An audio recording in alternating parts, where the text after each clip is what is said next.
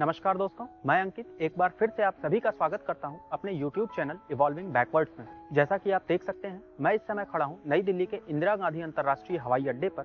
आज तारीख है 6 अक्टूबर 2024 और हम घर से निकले हैं एक नई यात्रा पर। इस बार हमारी ये यात्रा एक अंतर्राष्ट्रीय यात्रा होने वाली है। जापान तक की हम अपनी ये यात्रा कैथे पैसिफिक नामक एयरलाइन से करने वाले हैं। यात्रा के पहले चरण में मैं आपको लेकर के चलूंगा दिल्ली से हांगकांग के अंतर्राष्ट्रीय हवाई अड्डे पर और हांगकांग से कनेक्टिंग फ्लाइट लेंगे जो हमें हांगकांग से टोक्यो के हनीदा इंटरनेशनल एयरपोर्ट तक लेके जाने वाली। इस यात्रा सीरीज का पहला एपिसोड आपको मेरी दिल्ली से टोक्यो तक की यात्रा दिखाने वाला है, जिसमें मैं आपको दिल्ली एयरपोर्ट तो दिखाऊंगा ही दिखाऊंगा, साथ ही साथ जो मेरा हांगकांग में ले ओवर है 7 घंटों का, उस दौरान मैं आपको हांगकांग एयरपोर्ट भी दिखाने वाला हूँ। ले ओवर के दौरान आप हांगकांग एयरपोर्ट पे क्या चीजें कर सकते हैं वो भी मैं आपको बताने वाला हूँ, तो बने रहिए वीडियो के साथ में। अगर कंटेंट अच्छा लगता है तो चैनल को लाइक कीजिए, शेयर कीजिए, सब्सक्राइब कीजिए। चलिए मैं आपको एक टूर देता हूं दिल्ली के इंदिरा गांधी अंतर्राष्ट्रीय हवाई अड्डे।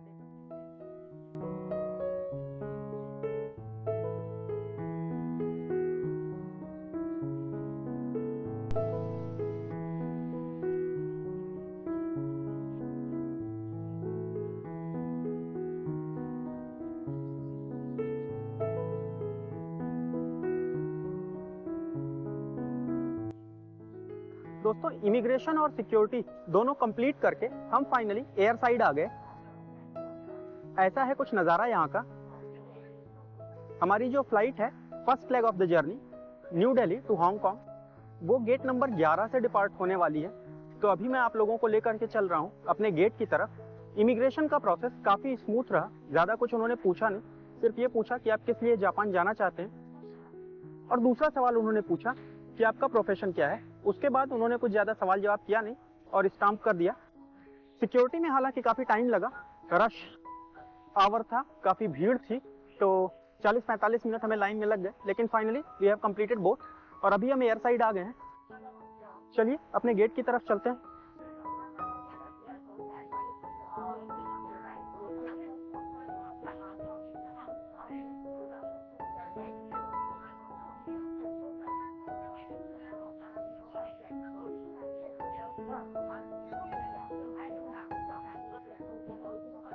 दिल्ली एयरपोर्ट में एयर साइड पे आपको पतंजलि का भी एक काफी रिच स्टोर देखने को मिल जाएगा।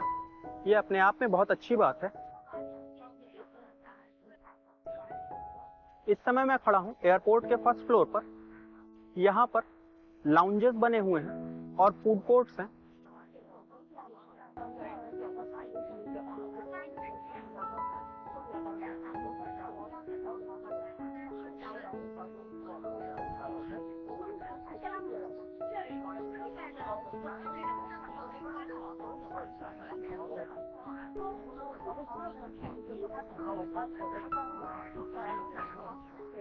यहाँ T3 पर भी आपको एक हल्दीराम्स का फूड आउटलेट मिल जाएगा, जहाँ पे आपको बहुत सारे रेडी टू ईट फूड मिल जाएंगे। तो अगर आप घर से लाना भूल गए हैं या आप किसी भी कारण से नहीं खरीद पाए हैं आने के टाइम पे, तो आप यहाँ से ले सकते हैं। ऑलमोस्ट सारी चीज़ें रेडी टू ईट फूड वाली सारी चीज़ें यहाँ पे आपको मिल जाएंगी।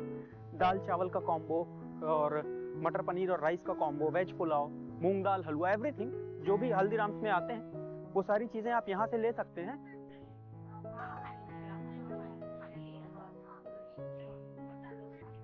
चलते चलते फाइनली हम आ पहुंचे हैं अपने गेट पे, गेट नंबर 11, जहां से हमें हांगकांग की अपनी फ्लाइट को बोर्ड करना है। अभी फ्लाइट के डिपार्ट होने में करीब आधे घंटे का समय बाकी है, तो चलिए बैठते हैं गेट पे। फाइनली मैं आ गया अपने गेट पे। फ्लाइट का डिपार्ट होने में अभी भी करीब 40 मिनट का समय शेष है। तब तक यहाँ बैठूंगा, डिवाइसेस को एक बार फिर से चार्ज करूंगा और अब आपसे मिलूंगा प्लेन के अंदर। करीब 20 मिनट के डिले से हमारी बोर्डिंग फाइनली स्टार्ट हो गई है और इंडिया में टाइम हो रहा है 12:30 का। 5 आवर्स 40 मिनट्स का फ्लाइंग टाइम है यहाँ से हांगकांग तक का।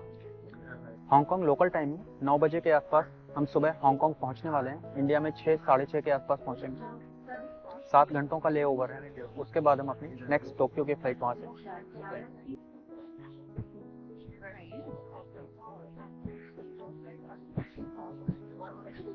अपनी सीट है आज की सीट नंबर 50, 43, 44, 45।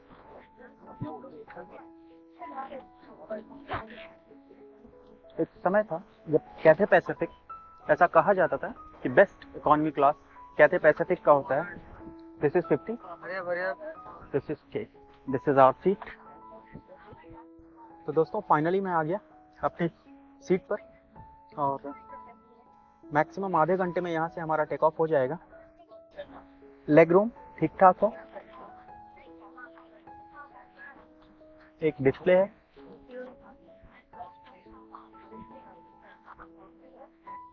इसको अभी डिटेल में चेक करेंगे।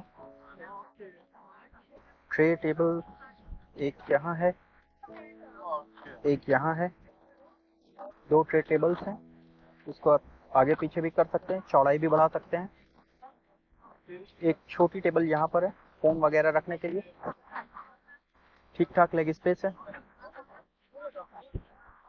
एक इन्होंने पिलो दी है जो थोड़ी गंदी सी है और एक ब्लैंकेट दिया है।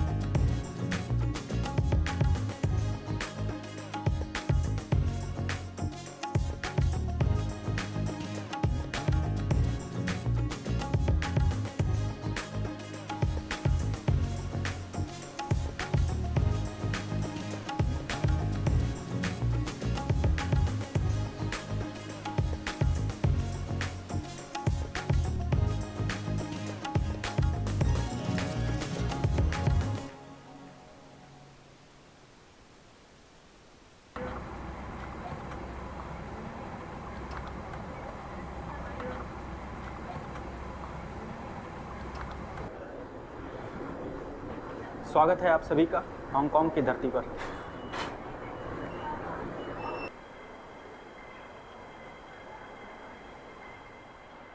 तो दोस्तों करीब 5.5 घंटे हमें लगे और मैं पहुंच गया हांगकांग। इस समय मैं खड़ा हूं हांगकांग एयरपोर्ट के अराइवल एरिया में।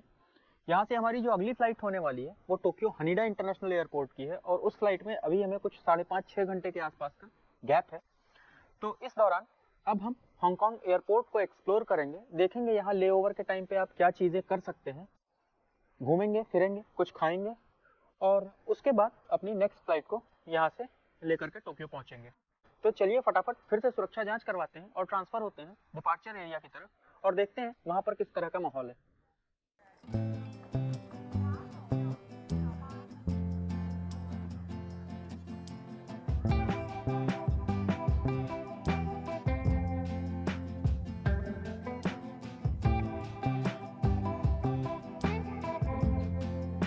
बहुत ही सुंदर व्यूइंग एरिया बना हुआ है यहाँ पर, ये देखिए।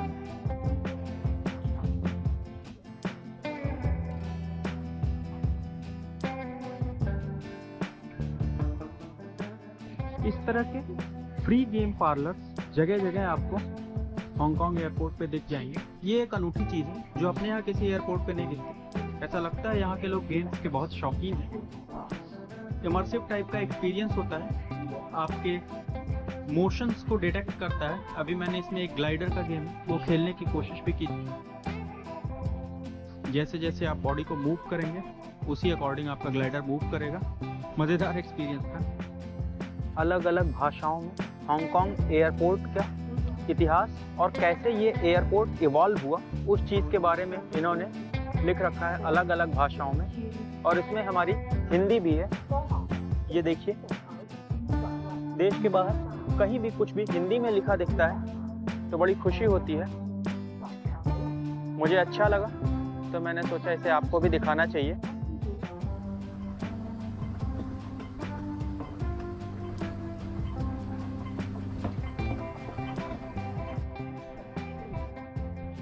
हांगकांग एयरपोर्ट पे जगह जगह इस तरह से वाटर जोन बना हुआ है, तो अगर आप अपनी खाली पानी की बोतलें लेके आते हैं तो आप उनको यहाँ भर सकते हैं। यहाँ पर ठंडा और गर्म दोनों तरह का पानी आपको उपलब्ध हो जाएगा।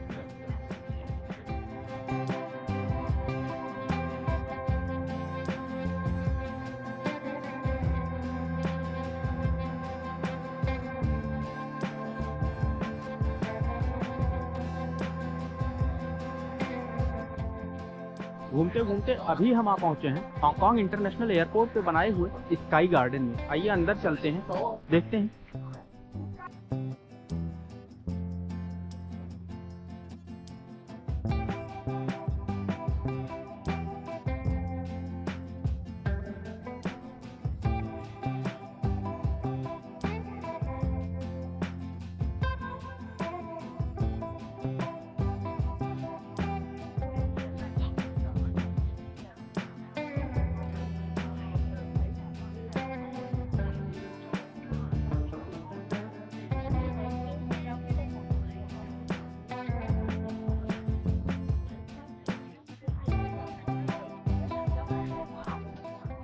दोस्तों, हांगकांग के इंटरनेशनल एयरपोर्ट पे एक स्काई ब्रिज है जिसमें नीचे ऊपर साइड में चारों तरफ कांच लगा हुआ है और आप वहां खड़े होकर के प्लेन्स की स्पॉटिंग कर सकते हैं। इनफैक्ट प्लेन्स को अपने नीचे से गुजरता हुआ देख सकते हैं।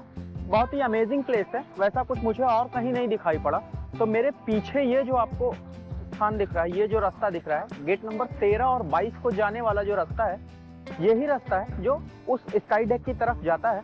तो चलिए मैं भी चल रहा हूँ स्काई डेक की तरफ, देखते हैं। शायद कुछ एंट्री फीस जैसी भी है थोड़ी सी वहां पर नॉमिनल। ये है स्काई डेक की तरफ जाने वाला रास्ता।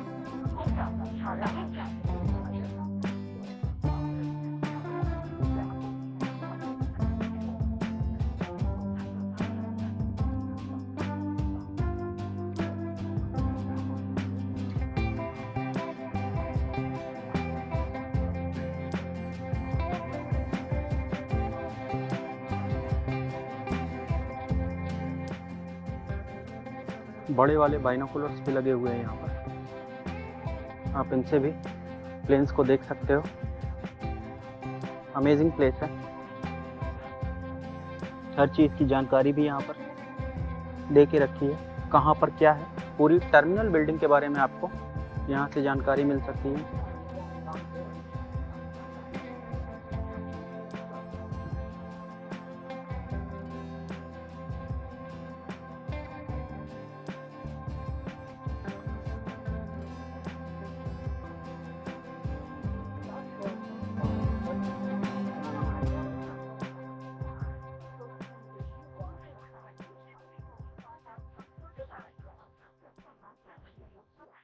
दोस्तों, इस स्काई डेक की खास बात क्या है कि इसके नीचे ये ग्लास का बॉटम है जहां मैं अभी खड़ा हूँ। I don't know GoPro capture कर पा रहा है कि नहीं, बट मुझे सीधा जमीन दिख रही है। अगर कोई एयरक्राफ्ट यहाँ से क्रॉस करेगा मेरे पैरों के नीचे से, तो हम उसको कैप्चर करने की कोशिश करेंगे।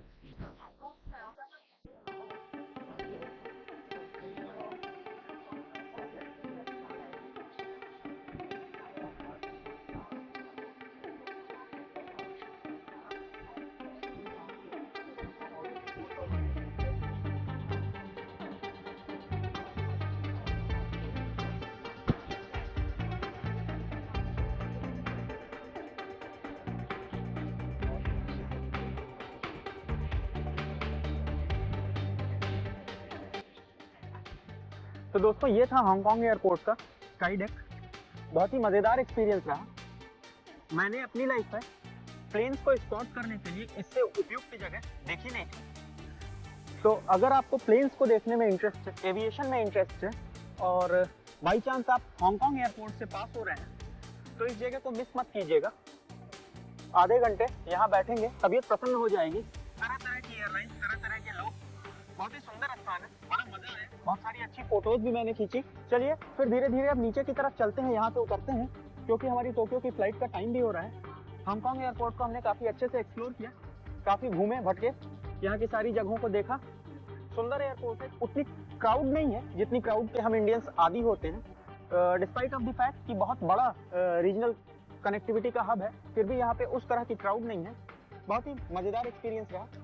दोस्तों हांगकांग एयरपोर्ट की एक और मज़ेदार चीज़ आपको दिखाता हूँ। ये है एयरपोर्ट के बेसमेंट जैसे स्थान में बना हुआ एक ट्रेन स्टेशन, और ये ट्रेन आपको शहर में या हांगकांग एयरपोर्ट के किसी एक पर्टिकुलर फीडर स्टॉप पे नहीं ले जाती है। ये ट्रेन आपको आपकी बोर्डिंग गेट तक ले जाती है। 500 से भी ज़्यादा बोर्डिंग गेट्स हैं इस एयरपोर्ट पे, और उन तक जाने के लिए अगर आप चल के नहीं जाना चाहते हैं तो आप इस ट्रेन सर्विस का यूज़ कर सकते हैं।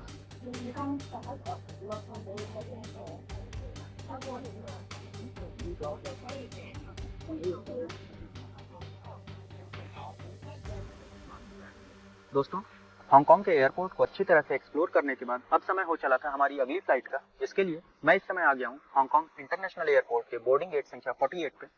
यहाँ से हमारी नेक्स्ट फ्लाइट हमें मिलने वाली है, जो हमें लेके जाएगी टोक्यो के हनीदा इंटरनेशनल एयरपोर्ट पर। आशा करता हूँ हांगकांग एयरपोर्ट का जो वर्चुअल टूर मैंने आपको दिया है वो आपको अच्छा लगा होगा। यदि कंटेंट अच्छा लगा है तो वीडियो को लाइक कीजिए और चैनल को सब्सक्राइब कीजिए।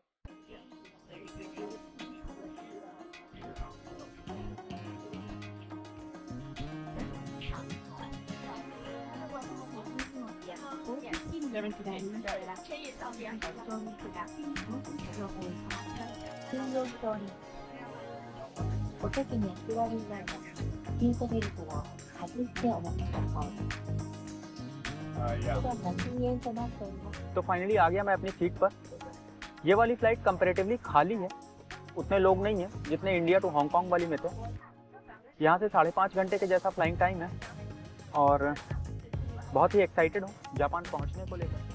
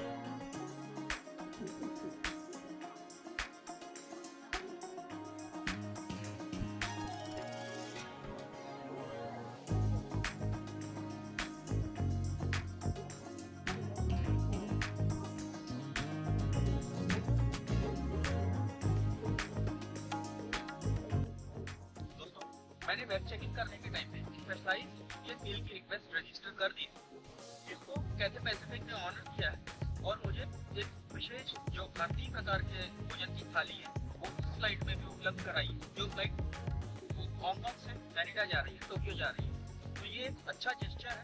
ये है मेरा भोजन।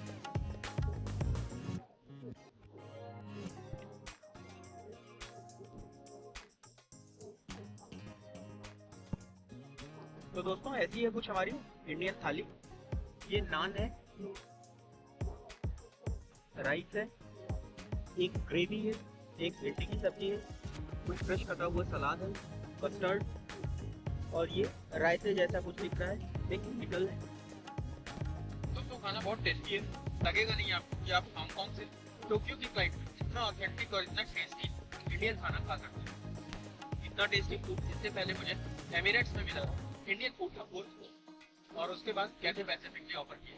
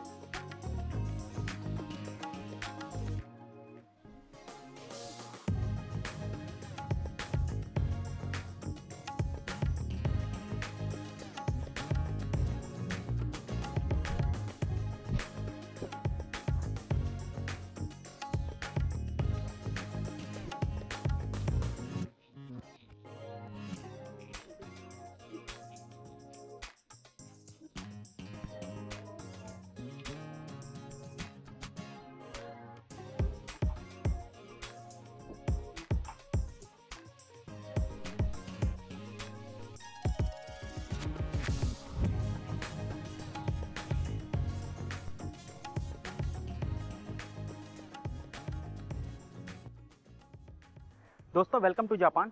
हमारी जापान में आधिकारिक एंट्री हो गई। इस समय मैं खड़ा हूँ टोक्यो के हनीदा इंटरनेशनल एयरपोर्ट के अराइवल हॉल में। बहुत ही स्मूथ इमिग्रेशन और कस्टम का प्रोसेस रहा। मैंने विजिट जापान वेब जो वेबसाइट है उस पर सारी डिक्लेरेशंस भर दी थी और QR कोड जनरेट कर दिया था। अगर आप भी जापान आते हैं तो यह प्रक्रिया पूरी करके आइए, उससे आपको यहाँ काफ़ी सहूलियत होगी। अब हमारा जो अगला काम है वो यहाँ पर एक सिम कार्ड खरीदने का है। सिम कार्ड खरीदूंगा, टोक्यो मोनोरेल का पास लूँगा और सुइका का वेलकम कार्ड जो होता है वो बनवाऊंगा। ये तीनों चीज़ें कंप्लीट करके हम यहाँ से अपने होटल की तरफ निकलेंगे। ऑलरेडी रात के 10 बजे हैं, तो मुझे पता नहीं है मोनोरेल या जो यहाँ से एयरपोर्ट एक्सप्रेस चलती है वो कितने बजे तक चलती है। तो चलिए फटाफट चलते हैं यहाँ से, सारी चीज़ें कंप्लीट करते हैं और निकलते हैं अपने होटल की तरफ।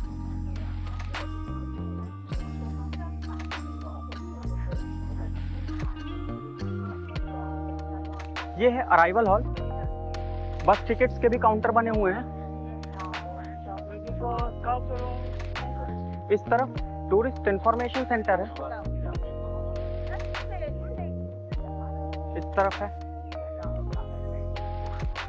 मोनोरेल। अगर आपको मोनोरेल यूज कर रही है तो आप यहाँ जा सकते हैं। अगर आप केइकू लाइन यूज करने वाले हैं तो आपको राइट हैंड साइड जाना होगा, जो कि अभी हम यूज करने वाले हैं। दिस इज केइकू लाइन जिससे अभी हम जाने वाले हैं। वेलकम सुइका कार्ड एक कंबाइंड कार्ड है जिसको आप पूरे जापान में कहीं भी यूज कर सकते हैं। चलिए खरीदते हैं।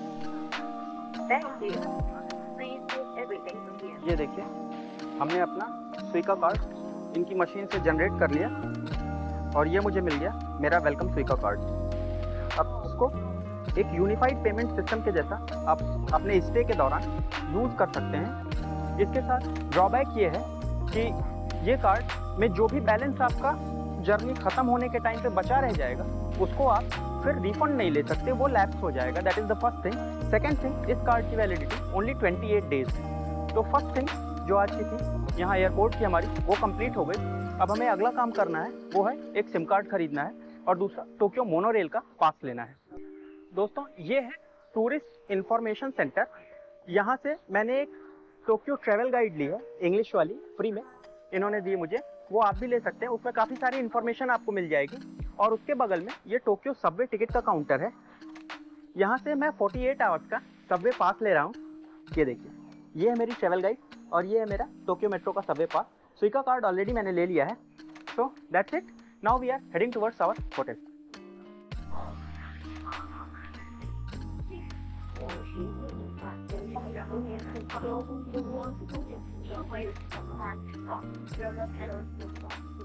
दोस्तों दौड़ते भागते हुए फाइनली मैंने वो ट्रेन ले ली जो मुझे मेरे होटल तक लेके जाएगी।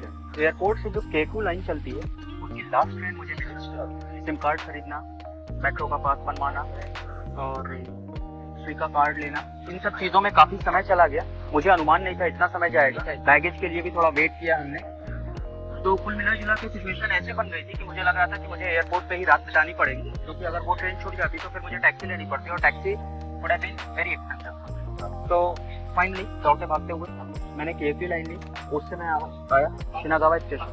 शिनागावा स्टेशन अपने आप बहुत बड़ा स्टेशन है और यहाँ से भी ट्रेन का लास्ट टाइम चल रहा था, 11:15 का समय हो रहा है। फाइनली इधर उधर नेविगेट करते हुए मैंने वो ट्रेन बोर्ड करनी जिससे अब मैं उएनो जा रहा हूँ। उएनो में तो स्टेशन के पास में मेरा होटल बुक है, तो मुझे लगता है 12-12:15 तक मैं उएनो पहुंचने वाला हूं और अब मैं आपसे मिलूंगा होटल में पहुंच करके। इस समय मैं आ गया उएनो स्टेशन पे। रात के 12 बज रहे हैं। अभी भी स्टेशन पे थोड़ी चहल पहल तो है ही। यहाँ से एक 10 मिनट की वॉकिंग डिस्टेंस पे इस स्टेशन से अपना होटल है जो हमने बुक किया है। अभी गूगल के अकॉर्डिंग हमें सेंट्रल गेट जो आसाकुसा साइड से है उस गेट से एग्ज़िट लेना है। चलिए देखते हैं वो एग्ज़िट किधर है। तो दोस्तों उएनो स्टेशन से वॉक करते करते फाइनली मैं आ पहुंचा हूं अपने होटल पे और बहुत ही कॉम्प्लिकेटेड था रास्ता। गूगल मैप के बाद भी मैं पहुंच नहीं पा रहा था। एक पुलिस वाले से पूछा, वो भी ट्रांसलेट वगैरह उन्होंने यूज़ करने की कोशिश की पर सफल नहीं हुए। वो भी समझ नहीं पा रहे थे गूगल मैप जिस तरह से लोकेशन दिखा रहा था। फिर फ्लाईओवर एक था, उस पर एक अंकल जी मुझे मिले। उनको इंग्लिश नहीं आती थी, बट उन्होंने मैप को यूज़ किया, देखा, समझने की कोशिश की और अपना रास्ता छोड़ करके वापस लौट करके वो आए, मुझे होटल की जो लेन थी उस लेन तक पहुंचाया और फिर यहाँ से वापस उतनी डिस्टेंस ट्रैवल करके गए। ये देखिए, पहले ट्रेन का कॉम्प्लिकेशन और उसके बाद मैप का, इवेंचुअली पहुँच गए। अंत भला तो सब भला। मैंने सोचा था मैं सिम कार्ड नहीं ख़रीदूँगा, लेकिन अगर सिम कार्ड ना ख़रीदा होता तो मुझे लगता नहीं है कि मैं आज होटल तक पहुँच पाता। ये है अपना होटल, ये देखिए, ये है रिसेप्शन, ईजू hotel. This is how it looks. हम आ पहुँचे हैं अपने रूम पे। ये देखिए, ये है अपना बैग। ये रूम नंबर 405, सिंगल रूम। एक छोटा सा फ्रिज है, टीवी है, एयर कंडीशनर है, खिड़की है। ये एक सिंगल बेड है अपना, क्लोजेट है, कबर्ड के जैसा यूज़ कर सकते हैं इसको।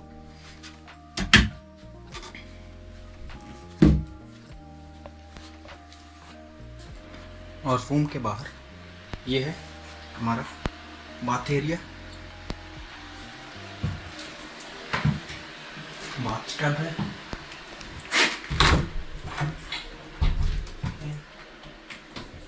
ये होटल वालों ने कुछ चीज़ें और दी हैं, आइए देखते हैं क्या क्या है।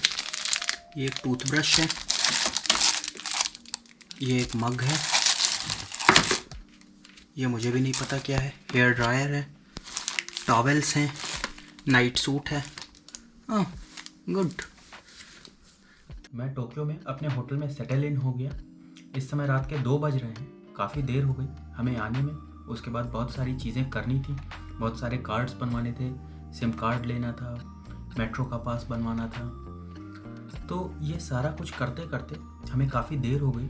उसके बाद जब मैं उएनो स्टेशन पे आया तो वहाँ से होटल तक की जो यात्रा थी वो भी काफ़ी कंफ्यूजिंग थी। इनफैक्ट जो ट्रेन राइड थी एयरपोर्ट से उएनो तक की वो भी काफ़ी कंफ्यूजिंग थी। शिनागावा स्टेशन पे भी काफ़ी इधर उधर करना पड़ा। तो कुल मिला जुला करके होटल पहुंचने में काफ़ी देर हो गई और इस समय रात के 2 बज रहे हैं। मैं सोने जा रहा हूं। आशा है आपको इस यात्रा सीरीज़ का ये पहला एपिसोड मज़ेदार लगा होगा। अगर वीडियो अच्छा लगा है तो इसको लाइक कीजिए, चैनल को सब्सक्राइब कीजिए और इसे उन लोगों के साथ शेयर कीजिए जिन्हें इस तरह के ट्रैवल वीडियोस देखने अच्छे लगते हैं। तो अब मैं आपसे मिलूंगा इस यात्रा सीरीज़ के अगले एपिसोड में, जिसमें हम टोक्यो को साथ में एक्सप्लोर करेंगे और टोक्यो की खूबसूरत जगहों को देखेंगे। तब तक के लिए गुड नाइट।